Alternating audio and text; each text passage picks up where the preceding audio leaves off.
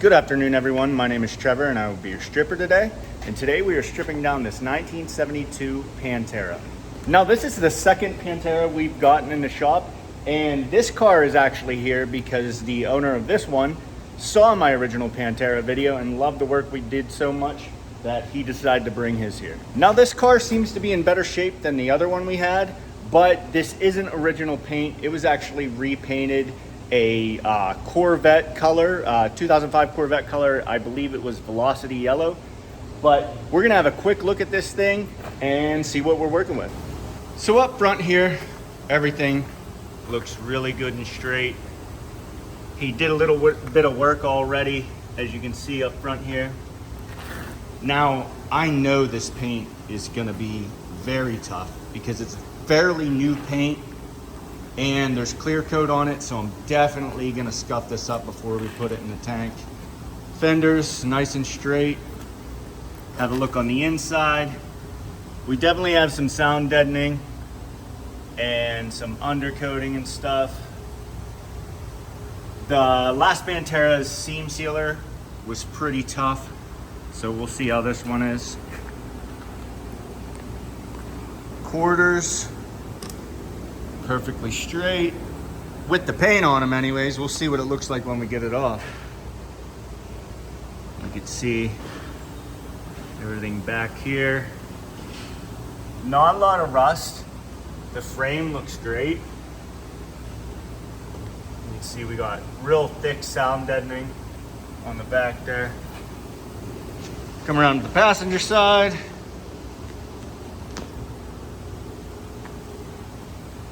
Not a lot to show you really, because everything looks so good.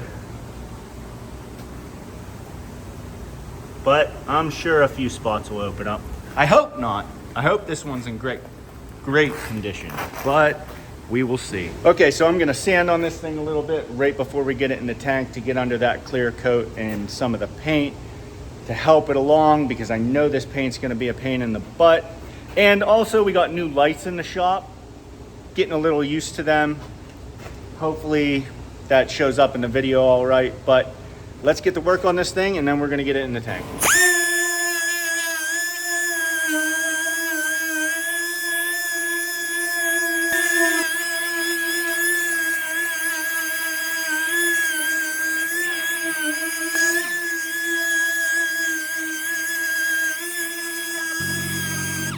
So as you can see here, we're lowering it in our alkaline paint stripper.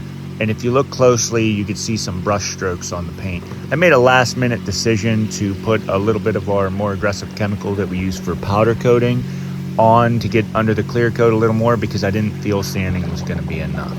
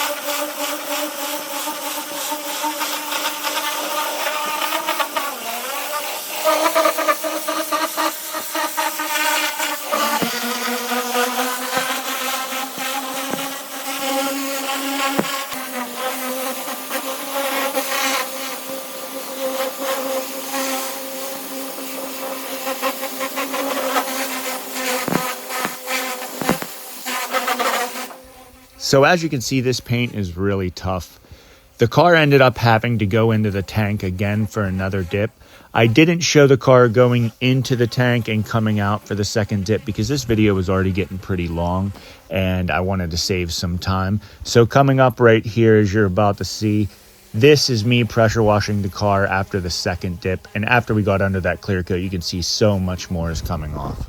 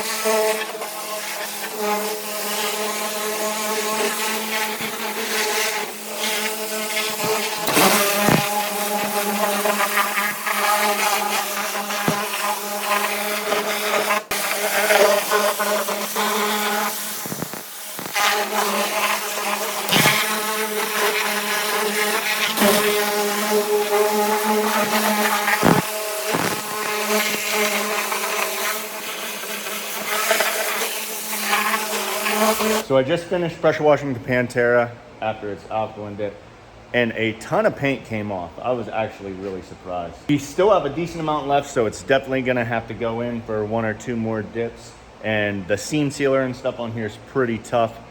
So we're gonna have a close look at it real quick before we get it back in the tank so you can see what we're working with.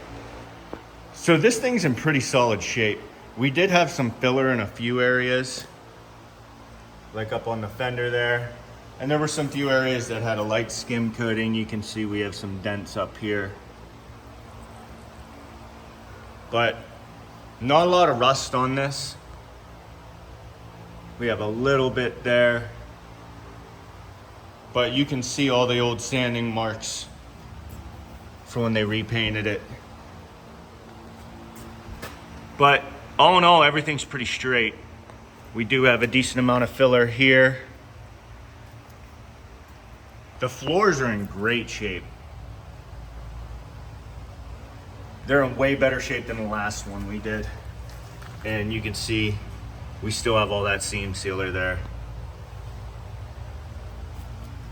Most likely, I'm gonna have to picket that by hand, but it should be removed a little bit more in the next dip. Some more filler there. And on the rear end. And this frame is in really solid shape. I don't see any rust really, but I'm sure there's some on the inside. We got a decent amount of filler here. This is probably where it's the thickest. And on the opposing side. All that undercoating that was on the back there came off pretty easily, actually. Come over to the passenger side quarter. Looks pretty solid. And have a look at the passenger side floor.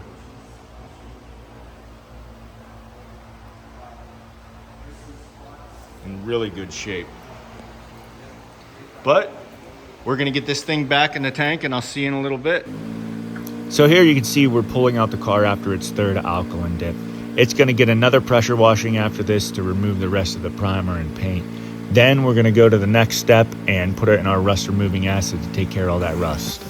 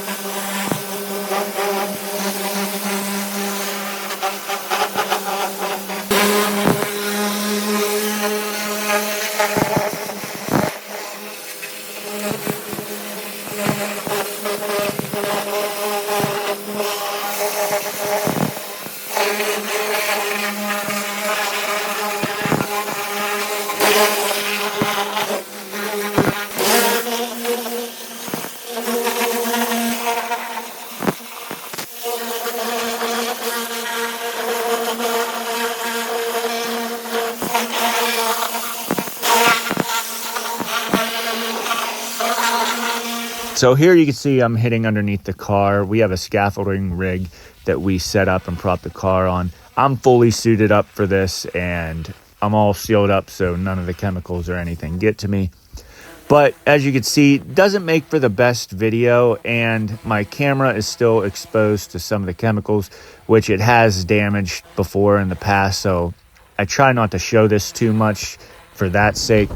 People were asking, why don't I use a rotisserie?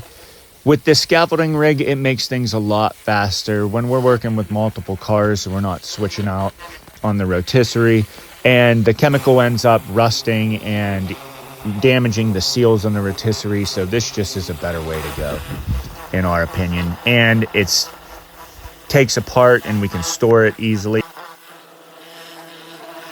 Here you can see it's lowering the car into the acid bath. We're going to start going after that rust. It's going to spend about 2 or 3 days in here and we'll pull it out, neutralize it, and pressure wash it. So we just got the car in the tank and I'm going to address one of the most asked questions I get in my comments, and that is, what would happen if I fell into this tank? Well, the tanks are heated to about 180 degrees, so I'd definitely get burnt. The chemical's not as aggressive as people think it is, but it does tingle when it hits your skin and I'd probably come out hairless. But accidents happen all the time, inside and outside the workplace. The majority of people who are injured in accidents end up never filing a claim, or when they do file a claim, they're completely lowballed by insurance companies. But in reality, their case could have been worth millions of dollars. If you're ever hurt or in an accident, you could check out Morgan & Morgan. They're America's biggest injury law firm, and they're the biggest for a reason. They win a lot. One awesome thing about Morgan & Morgan is they modernize the law process you can communicate with your legal team and file a claim all from your smartphone. And it only takes a few minutes to see if you have a case. And I'll just show you how easy it is. Open your browser, type www.forthepeople.com/MOD. Scroll down, put your first name, your last name, your phone number. I'm not going to give you my real phone number, your zip code, then your email address. And then we're going to choose our case type. We're going to choose slip and fall, and I fell in a hot chemical tank. Then hit submit and your claim is filed. It's that simple. It only takes a few moments of your time and there's no upfront charge. The only way they get paid is if you get paid.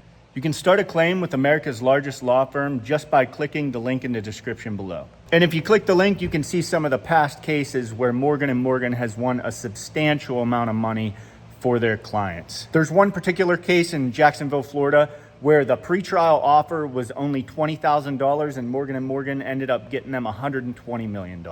That just goes to show how much insurance companies lowball you. But you can visit www.forthepeople.com/MOD to start your claim today. You can check out Morgan & Morgan.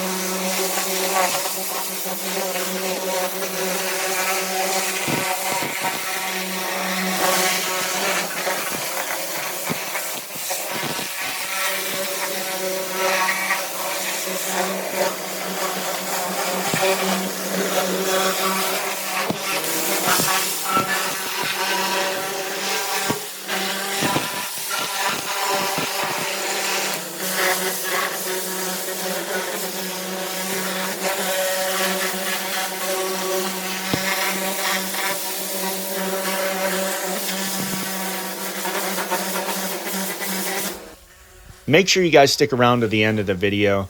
I actually have a surprise for you. This car was directly sent to an e-coating company after it was finished up here, and the owner of the e-coating company sent me some pictures after they were all finished up with it, and it turned out amazing. So stick around so you can see those pictures. The 1972 Pantera is finally finished. We got this thing down to bare metal, but it definitely fought along the way. The paint was pretty tough on this thing. It wasn't painted that long ago. Newer paint always gives us some trouble, especially if there's clear coat. As I've said before, chemical doesn't really like clear coat, but the combination of the two made this a pretty tough dip. Luckily, there wasn't a lot of rust on this thing, so the acid bath didn't take too long at all. I just applied our water-based rust inhibitor. That's why the car appears wet right now. That gives you 30 days until you're ready to prime. It'll protect the metal and stop it from flash rusting. But let's have a quick look at this thing and see what we're working with. So up front here, you can see everything appears to be pretty straight. There was some filler in a few spots, and you can see the sanding marks where that was. We do have some pitting up front here, a decent amount. That's about the worst of it. And come over to the driver's side fender. You can see we got this quarter size patch recessed in there and tacked in. And you can also see the factory weld seam for the fenders. Have a look at the roof. We got some factory leading on the pillars, as you can see. We do have some pitting in the floor, but no rot coming through anywhere. And on the opposing side, you can see all that pitting there. This thing had a ton of undercoating and seam sealer in it. It was definitely a pain to remove. Quarters look nice and straight. Have a look at the back here. We have some lead around those tail light buckets. We did have some filler on the inside here, covering some of those dents where the pinch welds are. And you can see we have some rot coming through on the frame. There were a few spots that were replaced. You can see the welds there. And on the opposing side, it looks like part of the frame was replaced. Come over to the passenger quarter. Super straight, not a dent in it. You can see we got some more lead on the pillars. And he did mention that he already replaced these rocker panels and part of the quarters. And you can see the welds there. Have a look at the floor from this side. A little better look at some of the pitting. Come back to the fender up front here on the passenger side. And back to the front. So as you can see, this car is super solid. It's in great shape. It's gonna make for an amazing restoration. I'm glad we could get it down to bare metal for him. And the awesome thing about this is this car is going to immediately leave here and go to a place called Graber Enterprises in Indiana, and it's gonna be e-coated. Their e-coating process is super extensive. It's an 18-step process, and every panel and seam on this whole car will be completely protected. They're gonna degrease, rinse, clean the whole thing. It's fully submerged and rotated, so it's gonna be completely protected all over. And that is the best way to handle a restoration after a chemical dip. But I really hope you guys enjoyed this video. I really enjoyed making it for you, and I'll see you at the next car.